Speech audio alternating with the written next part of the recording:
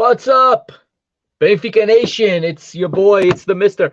Mike Agustinho here with you for another episode of Mister Benfica here on the PTB Media Network. Special shout out to everyone watching on YouTube on the PTB Media Network YouTube page. That is the new home for any video content of Mister Benfica. It's really becoming a network now. Even though it's my face on everything, it's slowly turning into a network with I just finished my first short film this weekend, so do go to the channel and check it out.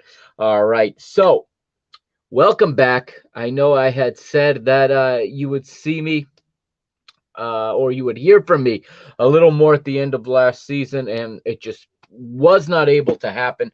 So here I am. This is the official kickoff of season number 5 of Mister Benfica, episode 139. And we got a lot to talk about. It's not going to be a very long episode, but we do have a lot to go over. I'm gonna close the book on last season right now. Okay, last season is in the past. It is last season, of course, and it's it ended last season on the pitch and on the podcast was one to forget for all of us. The only positive last season was the Champions League run, and of course the stellar season from one Darwin Núñez. And my heart is broken because he is gone. Yes, we've got plenty of money from it, but money can't buy everything. And I would feel a lot better about our chances this season if we had Darwin Núñez in our lineup for one more year, even if it was for half a season. We saw last year how Luis Diaz carried Porto. I think he was the most important piece in them winning the title, aside from the referees, of course. And to talk about that blasted club, how can I say to talk about them? That match against them, I lost all. I'm going to be honest, I lost all motivation to podcast after that match. It took me down for quite a while. Robbed. Absolute robbery. There's nobody that's going to tell me Darwin was offside on that goal. There is no way. I don't care how you look at it. It wasn't even frozen on the right frame.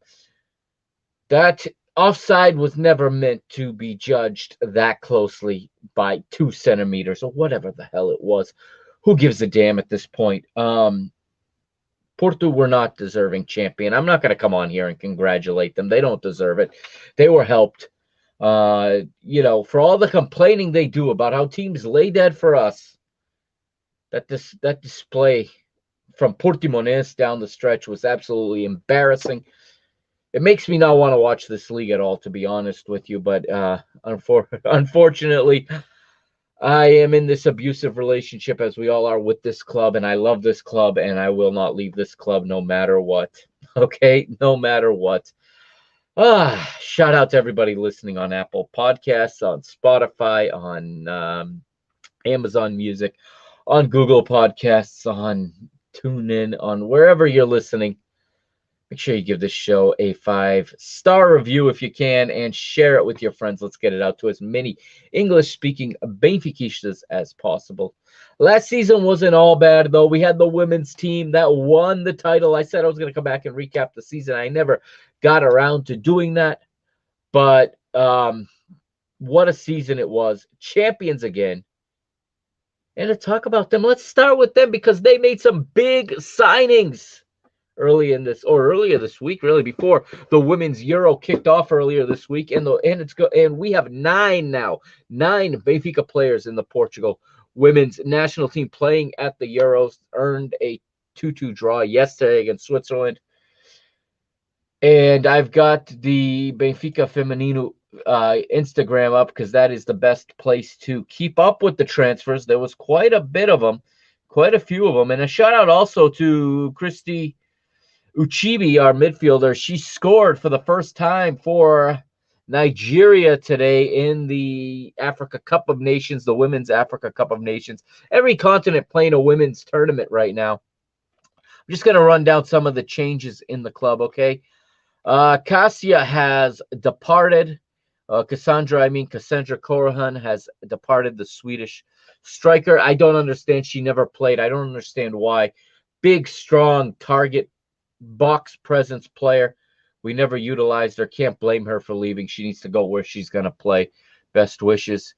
Beatriz Quemeirão has left. One of our key midfield players, one of our young players has left, and she's not going anywhere else. She has ended her football career, at least for the time being, to focus on her studies. This serves to show the difference still in the men's game and the women's game. So when we criticize the club for letting players leave, and I was critical for letting Leticia leave, this stands, this just points to you that she's not, Beatriz Quemeirão is not making a living that she can retire on. I don't know what these players are getting paid. It's not public information anywhere. But when one of your young players steps away, ends her professional career essentially to focus on her studies, I think it tells you all you need to know. We all wish Beatriz all of the luck in the world. Maybe we'll see you again. I don't know. Kind of hard to walk away from football and then come back later. But such a hard-nosed midfielder. But she made the decision that was best for her, and we have to respect that. Now, some major signings for the club in the women's football. None bigger than we have a new goalkeeper. And it's somebody who, in my opinion, was the best goalkeeper in the Liga BPI this season. She was playing for Famalicão. She had played for Braga before. She always played well against us, always stood on her head against us. I don't know what's going to happen to Katie Talbert now. I came to her defense very vocally at the end of last season, and I think rightfully so. But Ruth Costa is our new goalkeeper. I'm assuming she's going to be the number one. Now, she's an upgrade from Katie Talbert, with all due respect, but she's not Leticia either. She's not going to be as dominant with her feet. She's not going to be able to play 30 yards off her line and play the first pass the way that Leticia did, where Leticia took all of the build-up play, all of the starting play away, or not away, but she relieved Carol Costa and Silvia Rebelo from having to do that. I don't think Ruth is quite that goalkeeper, but between the posts, she's phenomenal. Definitely a step up. I mean, I think this is a great signing. And speaking of great signings, we got another one. We got another Portugal international in our team now.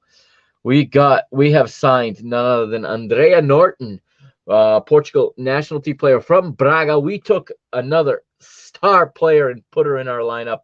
This is huge. This solidifies. This is obviously the replacement for Beatriz, and it's an upgrade. An experienced player, and she was the player of the match in Portugal's game yesterday against Switzerland. Very, very good signing. So our midfield is strengthened. We've re-signed Andrea Faria until 2024. We've also re-signed Carol Costa until 2024. Daniela Silva signed until 2024. Andrea Norton actually is signed until 2025. We've got Chloe Lacasse coming back this season. We've got another, I believe she's American. We've got Carolyn Baldwin joining us from Torreense. If she's not American, she's Canadian. I apologize to the player for not knowing as much as I should about her. I'm just catching up to speed on this week. In fact, yesterday. I did lose track of Benfica for a little while. I have been working on other projects. As you may know, I'm in the midst of a tour for the Park and the Bus podcast. I'm going to be traveling. And next week I have a family vacation, so I'm hitting the road again. I'm going on another road trip. I'm going all the way south to Virginia Beach once again, hopefully minus the reckless driving arrest I had last year, or charge. Unfortunately, they called it an arrest. I was not arrested to the point where I was put in cuffs or anything.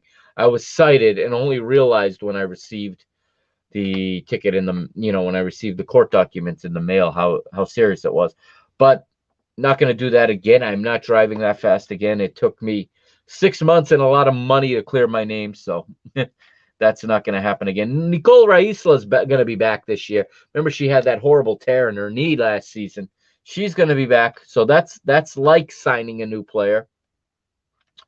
Another reason Cassandra probably moved on So we've got another player here by the name of Joanna Silva. She's officially turned professional. So she's from the youth academy. She turned professional. Also, Inês Simas has turned professional from the youth academy. She looks very young. I don't know how much we're going to see of these players this year. Daniela Santos is another player who's turned professional and re-signed or renewed until 2025. Lucia Alves originally had been held back and had been kept off of the Portugal national team for the Euros. She's now there. So a lot of our players, Carolina Correa continues, renews her contract. She's going to stay until 2025. She did some awesome work yesterday on Canal 11, doing some studio analysis for the national team. We already know our first round opponent in the Champions League. Let me pull that up and get you up to date on that. As you know, we were champions. And I guess I'm getting the women's team information out of the way here first, getting the good news out. We will talk about the men's team. Don't go anywhere. Okay, I'm going to talk about Roger Schmidt in a minute. But I'll bring you up to date here on the Women's Champions League and who our, preliminary round opponent is. We got to go into, just like last year, into a Final Four round to qualify for the group stage. Or no, for the playoff, excuse me. Let me take a look at the format right now. And we are going to play in a Final Four that's going to be played, doesn't say when, but we've got Twente in our bracket again, just like last season. We're going to play against a team it looks like it's from Cyprus. They don't even have a Wikipedia page, but EPCOM Hajavila. No idea who they are, but we're in tournament 8, so one of the teams out of that is going to advance. And from there, we're going to go into round 1, okay? And in round 1, we're going to join several other teams. Notably, no, we are entering in round 1. Excuse me, I stand corrected. We are in round 1. So we will go into round 2 in the Champions Path. We're playing for the final spot in the Champions Path, which currently have... So this would probably be our next round opponents. If we get out of this Final Four, will be either Slavia Prague or Rosengard of Sweden, because we will go into pot 2 of the Champions Path. So it's not going to be easy to get back to the group stages, but definitely we have the ability to do it. We have the team to do it. They're not from Cyprus. They're from Kosovo. So our opponents are the champions of Kosovo. And if we win, we'll play against the winner of Twente or Agarista of Moldova. So likely going to be Twente again. See how that goes. We beat them over 2 legs last season, but this time we will only get a 1-leg opportunity. The first Champions League qualifier will be played August the 18th, and if we win, we will play on August the 21st. Okay, that's the women's team. Another thing, congratulations are in order to a number of teams at the club before we move on for the way they finished last season. Men's basketball champions at the Dragão. I was so psyched watching this. They won the finals series 3-1 over Porto, winning the championship. Fantastic accomplishment for Coach Norberto Alves and his squad. As you know, probably, men's volleyball champions again, sweeping Porto 3-0 in the finals. They're the champions for the 3rd year in a row. Handball. Men's handball win the EHF League, the secondary tournament in Europe. First ever European title for any Portuguese handball team. That was huge. I watched that Final Four.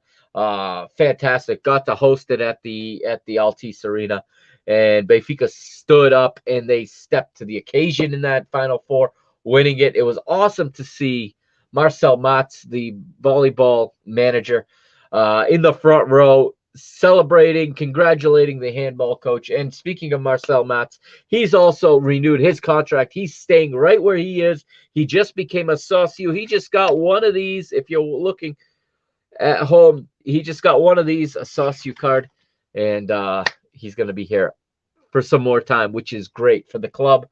Women's hockey won the league and the cup. They won the double. Congratulations to them. They are absolutely dominant. Women's futsal champions again. Men's futsal go down in the final to Sporting, 3 games to none. They got swept. 2 of those 3 were lost on penalties, though, or in extra time or penalties. They lost game 1 on penalties, game 2 in extra time, and then lost game 3 at the João Rocha Sporting's home stadium. Nuts. Tough way. I say it all the time. If Sporting weren't the best futsal team, maybe in the world, if they're not the best, Barcelona is, and they're second, we would think much differently about our men's futsal team. Other than that, we also had women's volleyball winning the championship, women's basketball winning the championship again. All the women's sports, basically, they cleaned house in women. We cleaned house in women's sports once again. So congratulations to all the coaches and to all the personnel in charge of the women's sports. Unfortunately, though, we were robbed in men's hockey, and that sport is dying a slow death, thanks to none other than that team up north in blue and white stripes.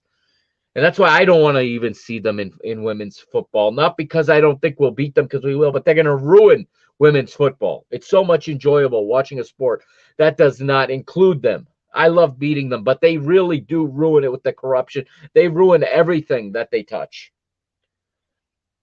They are just an embarrassment to society. Okay. Their ringleader of their clock, you know who he is, Macaco. He's technically suspended from stadiums, and then the Portuguese Federation puts him front and center at national team matches. Disgusting. Absolutely disgusting. That guy belongs behind bars, not in the front row of a football stadium or any other sporting event for that matter. All right, so that sums it up. We were completely robbed in that game 5. Refereeing, just horrible refereeing. We ended up with 2 of our best players thrown out. Just absolutely. And they're sending in guys to literally get our guys, thrown out. They're bringing guys onto the floor that have no intention other than instigating. This isn't ice hockey, okay? You can't drop the gloves like you can in ice hockey and settle it. So, I mean, there's nothing to stop these kind of goons in this form of hockey, and Porto's full of them. Screw Porto. I mean that. And again, there is nothing that can happen to that club that is going to elicit any sympathy from me. Nothing. Pito da Costa, vai te fuder. All right. All right. Enough about that. Let's get into men's football. Here we go. That's what you're here for. I've taken up 18 minutes of your time talking about everything else. Benfica are back. Okay, let's take a look at what we got here. So here's the player. I'll go through the roster first as it stands as of this week. Okay. Gilberto, number 2. Number 3, Grimaldo still on the roster. 4, Lucas Verissimo. Number 5 is Supriyan Vertonghen. Number 11 is Mete. He's still there. 14 is Seferovic. 15, Yaremchuk. 17, Diogo Gonçalves. I'm just reading off their numbers. 8 is Rodrigo Pinho. 20, João Mario. 27, Rafa Silva, still in the club. I'm surprised he's still at the club at the moment. 28 is Julian Weigl. I may talk a little bit about him. Unfortunately, my view hasn't changed of what I think the club. I love the player, but a large part of me thinks that the club should sell him, not for any other reason than I don't know that it's going to work out for. I mean, I love everything he does. And I love the type of player he is, but I don't know how well he's going to fit into this model. I know there's already infighting amongst the fan base about how he did yesterday against Reading. I'll talk about that in a minute. Number 30 is Nicolas Otamendi. 31 is Gil Dias. 34, Andre Almeida, still here. Still here. 39 is Henrique Araújo. 49, I can't believe this guy is still here. I'm not even going to say his name. You know who I'm talking about. You know who number 49 is, and I really don't want to ever see him on the pitch again in the Benfica kit. 55 is Paul Bernardo. 72 is Tomás Araújo. 77, Elton Late. 88. Gonçalo Ramos, 91. Morato, 96. Diego Moreira, 99. Odi Vlachodimos, but I believe he is on the transfer list and not part of the plans for this season. I could be wrong, but that's the latest I have read. And then you got Alexander Ba, Mihalo Ristic, Chiquinho still without a permanent home. We saw him playing that trading match. Florentino's back from loan, and I'm hoping for big things from him, as I always am. Pizzi's back from loan for the time being. Peter Musa was signed in the offseason. David Neres is here. João Victor is injured, but he's here in pure Benfica fashion. Injured in his last game for Corinthians in the Copa Libertadores earlier this week, so he arrives with an injury. We still have other players under contract: Ferro, Tomás Tavares, and Gabriel. No indication yet on what their future is. Okay, here are the players that have come in. Peter Musa joins from Boavista for 5 million euros. Mihalo Ristic joins from Montpellier on a free transfer. Alexander Ba, the Danish international, joins from Slavia Prague for 8 million. David Neres joins from Shakhtar Donetsk. The Brazil international joins for 15.3 million. Enzo Fernandez joins from River Plate. Who else was rooting for Velez Sarsfield the other night when they were taking on River Plate? Listen, I've been right about some. I've been wrong about others. I was very right about Darwin.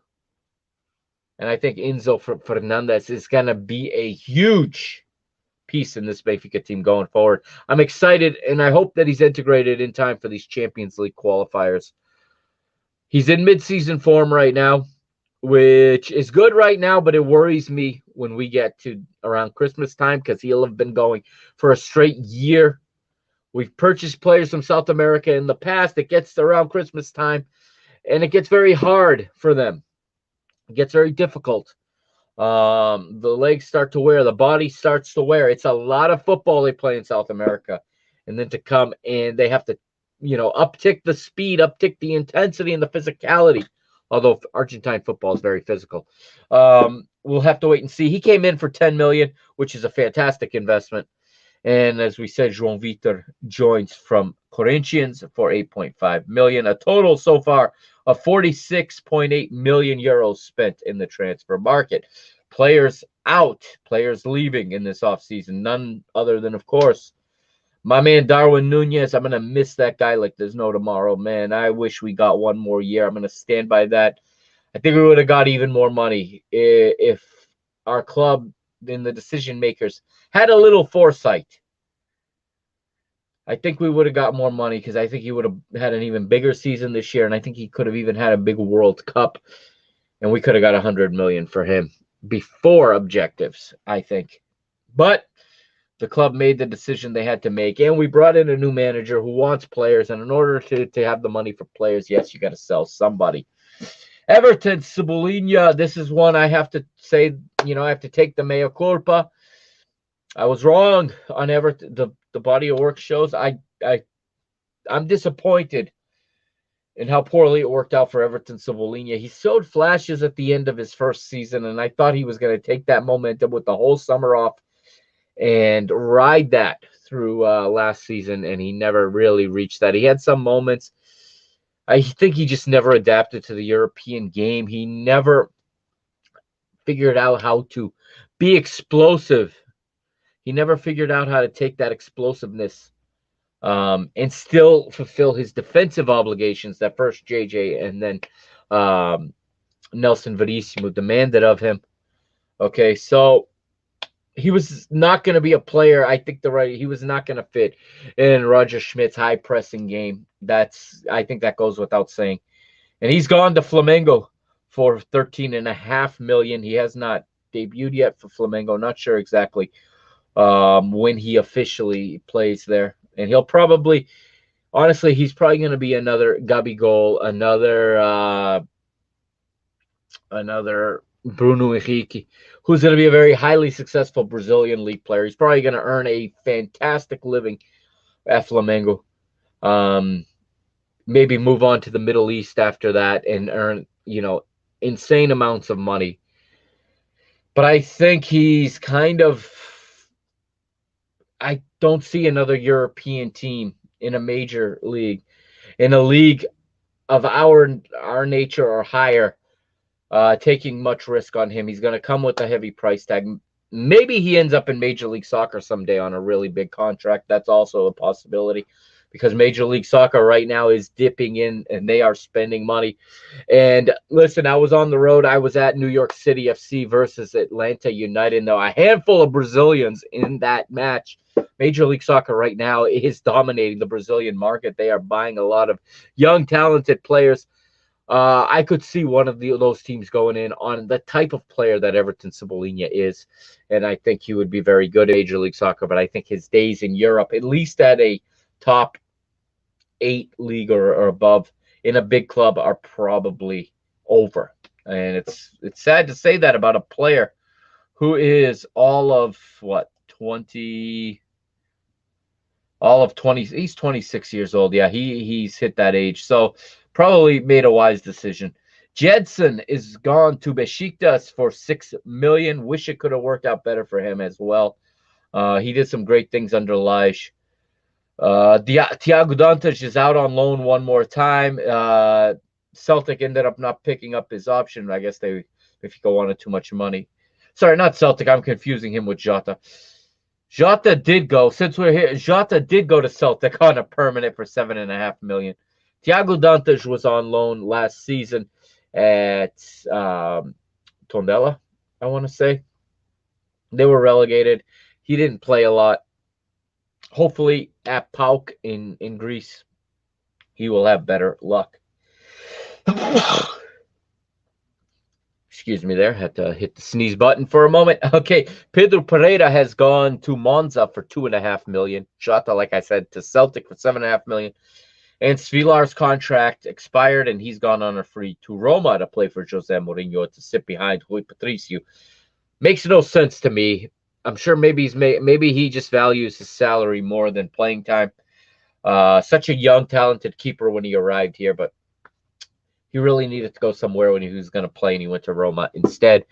I'm sure he followed the money. So a total of 104.5 million euros brought in on the market so far. I'll talk about Julian Weigl for a minute. I think Julian Weigl may leave. Okay.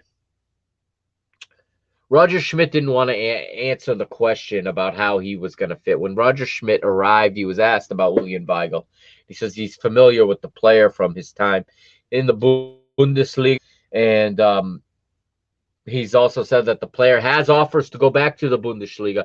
And if Julian Weigl wants to play for Germany, maybe even in an outside shot, go to Qatar, he won't do it at Benfica. He did get called in last season in the final international window in March, but I don't believe that he's going to end up going to Qatar.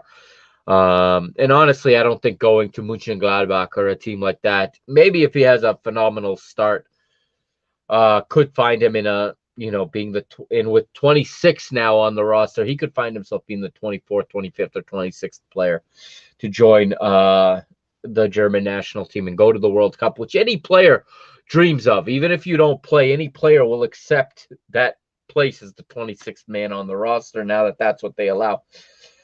And any player, I think, would make the decision that puts him in the best chance for that. Obviously, the deal has to be right for Benfica. If they can recover what they spent on him, with Enzo Fernandez coming in, I think the double pivot of Enzo and Florentino, for me, is the way to go forward. And you save on the salary. Plus, I think, I don't know how, I'm obviously rooting for Florentino. This kid's special. I know he's been down and out for a couple of seasons. But anytime there's a change of manager, there's always an opportunity for somebody to rise like the phoenix out of the ashes and find themselves in that place. He's young enough where he can resurrect his career. Maybe Roger Schmidt is the manager to do that. with the right midfield partner, he could be lights out. He could absolutely be lights out. He's still to this day the smartest player and the player with the best vision I've seen in that position. Yes, I know the old six is kind of dying out, and that six does not fit into Roger Schmidt's game, but he's young enough to learn, and maybe Roger Schmidt is the manager that can finally get him to adjust, or at least be patient enough with him for him to learn. We'll have to see. We'll see how this preseason plays out. Again, I'll be more than happy to keep Weigl. I love that player. That's one of my favorite players in this team. I love everything he does. But he's not playing for me. He's playing for Roger Schmidt, and I don't know how well that's going to do, how well that's going to play out. There's, two camps in the club, one that thinks he's not a player for Benfica, and the other that thinks he's the best player on the team. And there really is very little middle ground in those two trains of thought. And you can go to Twitter and just see them, argue with each other. Speaking of Twitter, don't forget to follow me on Twitter if you haven't already. For some reason, if you're watching on YouTube, it's not on the screen like it should be. But it's not on the screen like it should be. But it's at Benfica Mister. That is the handle for the show. And my personal handle is at Mike Agostinho. That's at MikeAgostinho. Oh, okay. So we've talked about the trade. I don't like to talk about rumors. On my Parking the Bus podcast, I have not talked once about transfers until they're final. I have not talked about Cristiano Ronaldo, for example. I've not talked about any rumors at all. I'm not interested because they change all the time. This is podcasting is a medium in which you say it now and it gets listened to later, and by then it's old news. So I'm not going to even go there. But this is where we stand right now. Let's talk about yesterday. Benfica versus Reading. Benfica win 2-0. The match was played at St. George's Park, the training center. Just a convenient training match because Reading were there having camp. They're leaving. Benfica are coming in, and they cross paths and say, why not a training match? BTV did broadcast the match. It did overlap with Portugal's women's Euro match, so I only watched the first half live. I watched the second half later. Nothing really that I want to take from this match. It's a training session, essentially. We saw good things from David Neres. We saw Benfica pressing high, working on that press. Again, this is against Reading of the championship, not one of the top level, championship teams, but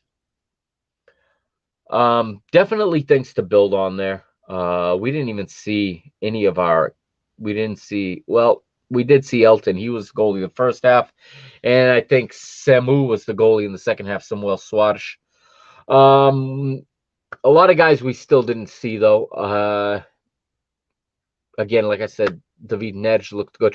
I think what we saw was more of the guys that Roger Schmidt needs to see more of. We saw Rafa play a bit.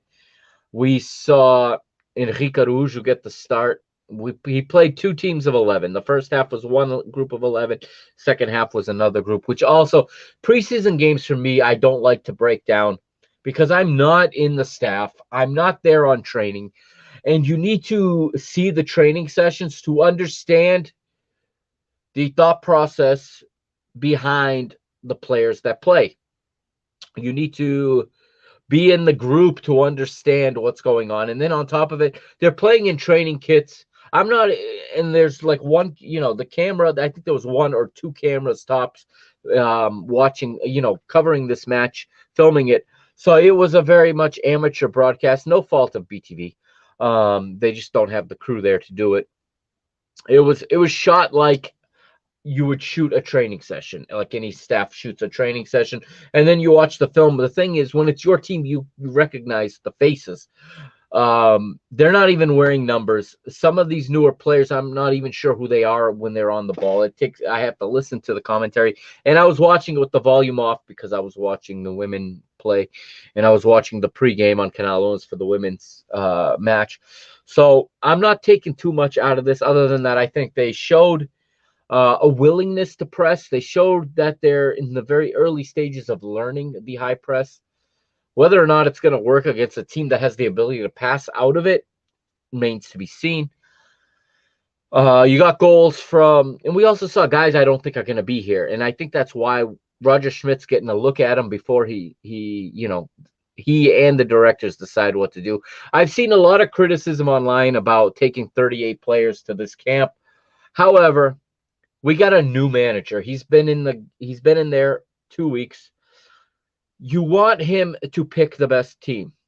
He can't do that until he sees everybody play. He can't see everybody play until you play somebody. You can't just play your B team and your U23s and get that idea of who stays, who goes, and all that stuff, okay? You don't get that. So he needed to take 38 because he's brand new here. Yeah, it's not ideal for preparing. Ideally, you would already have a idea of 75% or so of what your team is going to look like, and you're already preparing for that preliminary round of the Champions League. We don't have that luxury. Our manager's only been here 2 weeks, okay? He has to see these guys play, even the ones that are going to be shipped out. He can't just tell me something, fans, okay? Benfiquistas, Benfica Nation, the same board that we have all criticized for the last how many seasons now. Do you prefer that they decide who stays, or do you want the manager to take a look and let the new manager that you brought in, that most of us are confident in, is that the guy? Who would you prefer make the decision on who stays and who goes? Personally, I want the manager to make that decision. The board has proven time and time again that they're not very good at these things. So I want the manager to make that decision, and he needs to see these guys play, which means we have to hang on to more guys for a little bit longer than we would like. The next friendly, and I think this is actually going to be a friendly now, and it's not going to be a training match, will be the 15th of July. We're in the Algarve tournament. I think it's if I'm not mistaken, is it the Guadiana Cup, or is it just a friendly?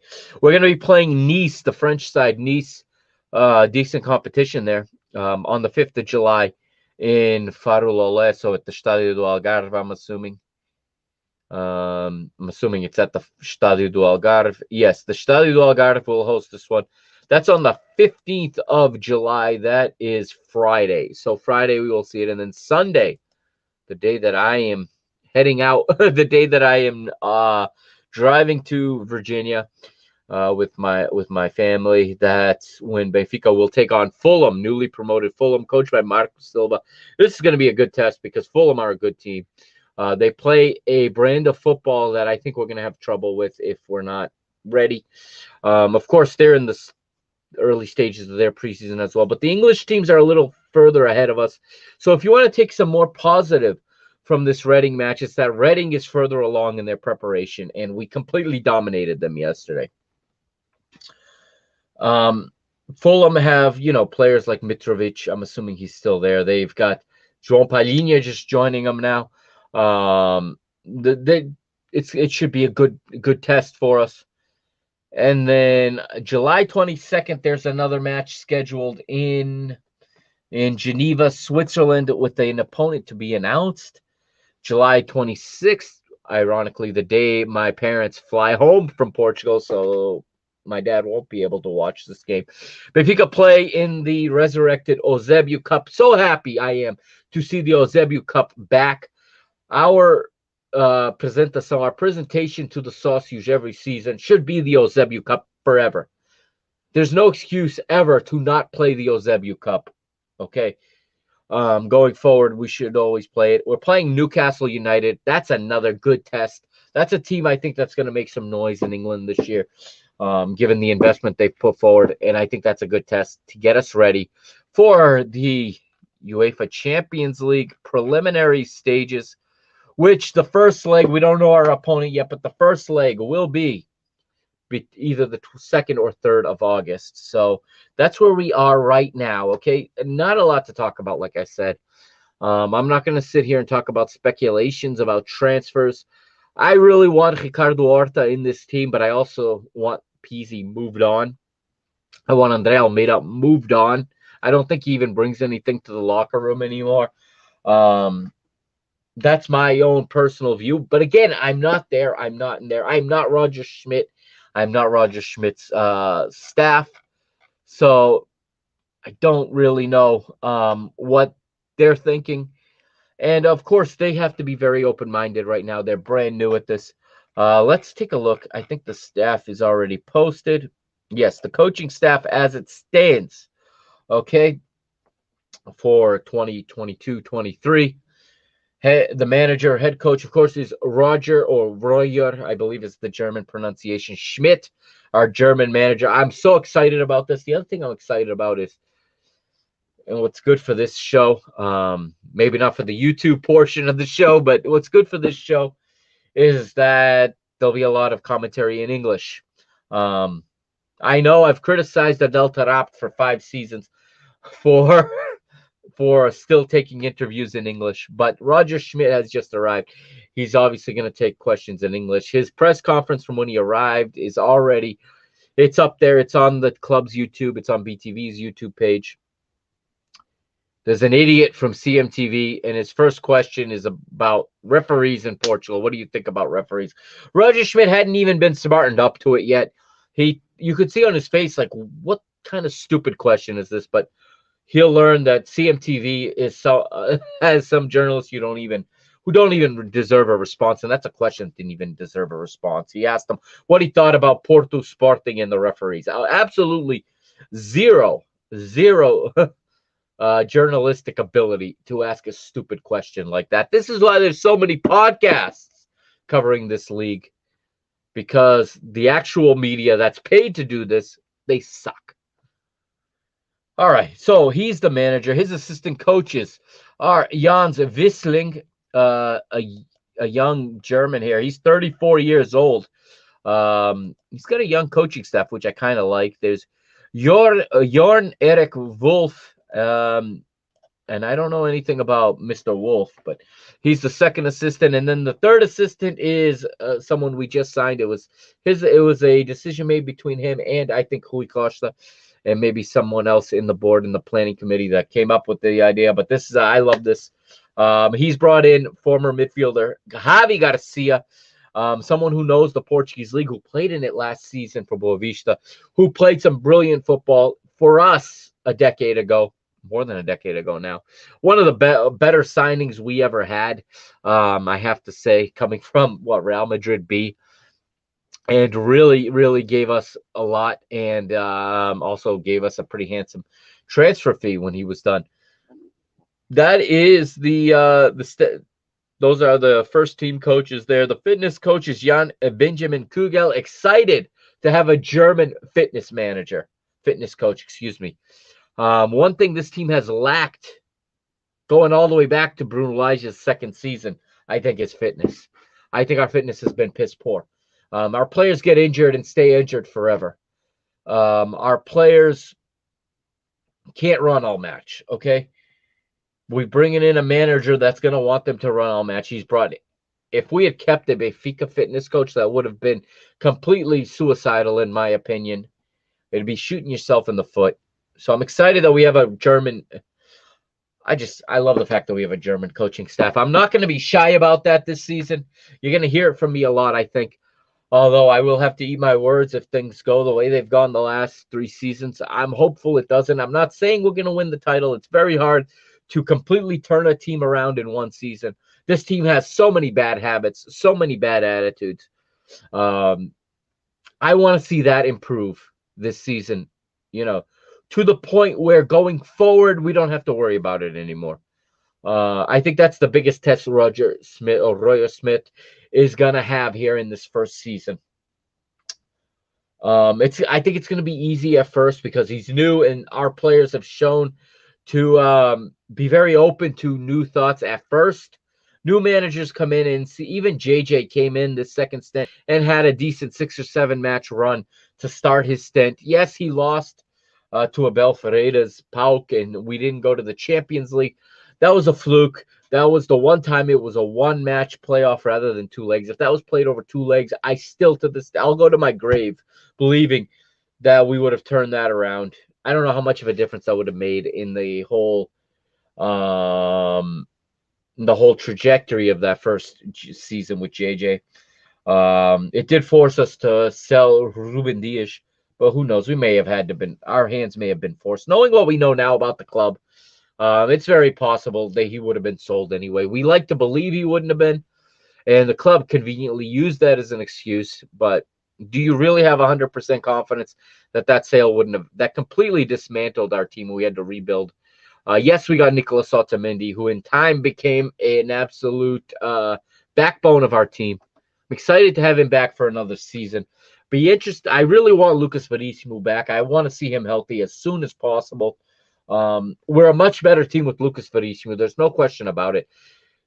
The team went downhill last year, and we really lost it all when Lucas Verissimo went down. And we were now found ourselves playing a system that we were no longer built to play. A system I'm a fan of. I was never shy about it. I'm still a fan of that system. That's not what this manager is going to do, and I'm not going to come on here and say we should do it. I understand that's not what this manager is going to do. He has different beliefs. We hired him. Okay, he needs the benefit of the doubt right now. We need to trust that he knows what he's doing and that he is going to build a winner here. And I think he has the ability to do that. I think we're going to play some better football. I think we're going to feel better about our club this year. I'm not saying we're going to win the league, but it's absolutely a possibility. If there's one thing that's been proven in the past, both by us and by other teams, not just, listen, the last 3 champions, that's 4 champions, okay? Going back to Bruno Lage's Benfica that won the title, followed by Porto winning the title, Sergio Conceição's Porto winning the title on a rebuild, Ruben Amorim's Sporting winning. The last 4 champions have won the title on rebuilding seasons. So even though, yes, conventional wisdom says you're not going to fix it in 1 year and turn around and win it, in this league, it's incredibly possible. Some may even say likely that you'll win the league on a rebuild year.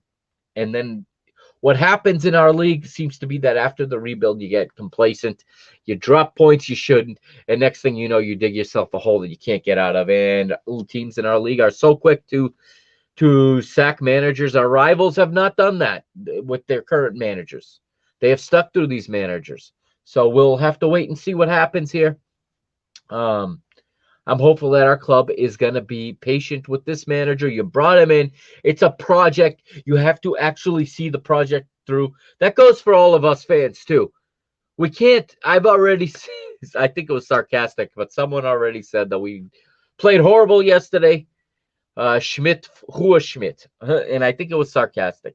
But he has a big job on his hands. If JJ had a big job, I said that, and if he didn't do it, it was going to be a big failure. Roger Schmidt has a big job on it, an even bigger job on his hands. So much baggage here to clean out, so much dead weight in this ship. I'm interested to see. Maybe he can turn this whole locker room around. And I've said it now, we're going into the 3rd season in a row where I've said we have to fix the culture. The culture in this club needs to be improved. All right, the board now as it stands. All right, we have obviously Rui Costa as the president. If there's one positive is there are no elections scheduled for this season yet. Hopefully we don't go our 3rd straight fall with a presidential election at our club. I know some people are rooting for that. They're waiting for something to turn up to get him out. I prefer to have the team play well and us not even worry about who the president is. That's what I prefer. His vice presidents, Luís Mendes, Jaime Antunes, Domingos Almeida Lima, Fernando Tavares, Silvio Servan, Manel Brito, Rui do Passo is a substitute, whatever that vice president is, José Gandarés, or maybe it's José Gandarés. He is a substitute as well. Fernando Ceará is the General Assembly President. Fernando Fonseca Santos is the Supervisory President. I don't think there's anything else to talk about in this first edition of Season 5, this Season 5 premiere. First episode of the season. New season starts. I'm ready to watch this team play again. A whole part of me is missing when Benfica doesn't play, even when they play badly. So not sure when the next episode's going to drop because, like I said, next weekend I'll be on the road traveling. Maybe I'll record an episode from my hotel in Virginia. I don't know.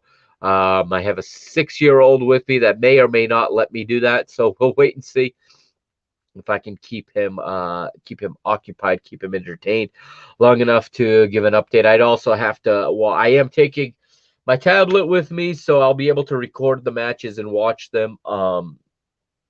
But I do want to spend time with my family, obviously, for this week of vacation. Yes, those of you in Portugal that may not realize this, I have 1 week of vacation, 1 week all year. So I want to spend it, with my family and in the sun and in the water, in the ocean. Working 51 weeks a year is tough, especially when you have 2 jobs, which makes getting a week of vacation at both jobs very difficult. I managed to do it this year, so I'm looking forward to having a very good road trip here, a few other stops. So I will be back either from Virginia Beach next week or when I return home the following week, and I'll catch you up to speed.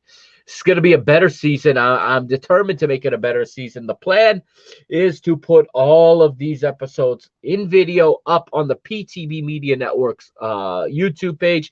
So if you're not yet, go over there, PTB Media Network on YouTube, hit subscribe. All right, smash the like button, smash that subscribe button, show me some love, and let's get this visible to more and more people. There's so many English-speaking Benfica fans all around the world.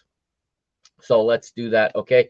The show format might sound a little different. Because of the video, I can't use a lot of the recorded audio that I like to use, so I don't know yet what I'm going to do about that. We'll see. If I have time, I may have a podcast version where I can splice some of that in. I don't know. We'll see what I have time for. But my goal is to not go dark for 4 months or for a month at a time again, like last season. Even if it means I have to give you shorter episodes with less analysis, I do want to have that regular content coming through. And like I said, the PTB Media Network, I'm really working, and I have the goal this season to really make that a network. And that's why Mister Benfica is now going to be found over there versus on the Mister Benfica YouTube channel, which I may take down because kind of defeats the purpose right now. So please, if you are a follower of Mister Benfica on YouTube, go over to PTB Media Network. Hit the subscribe button so that you get any video content I put out, even if it's not a podcast episode. I'm thinking going to do some kind of other video projects this season, a couple of them. Maybe some throwbacks, rather than putting it in the podcast format, maybe I'll do a video. I don't know yet. But please follow the PTB Media Network's YouTube page, okay? Still going to have content for you up at www.mrbenfica.com. And I'm not sure yet if I'm going to put anything on Parking the Bus Media's website, the www.parkingthebusmedia.com. I'm going to get out of here. I got to get some sleep. Tomorrow is a work day. Thank you for listening. Happy new season. Happy summer. Carrega Benfica. Força Benfica. We are Benfica. E pluribus unum. We are Benfica. Of many, one. I'll see you next time here on Mister Benfica. I'm the Mr. Mike Agustinu signing off. I'm pretty sure I forgot a lot of things to say, but that's going to do it. This is the first episode of the new season. Season 5. Here we go on Mister Benfica. Vamos. Let's go, Benfica. Dam o 38.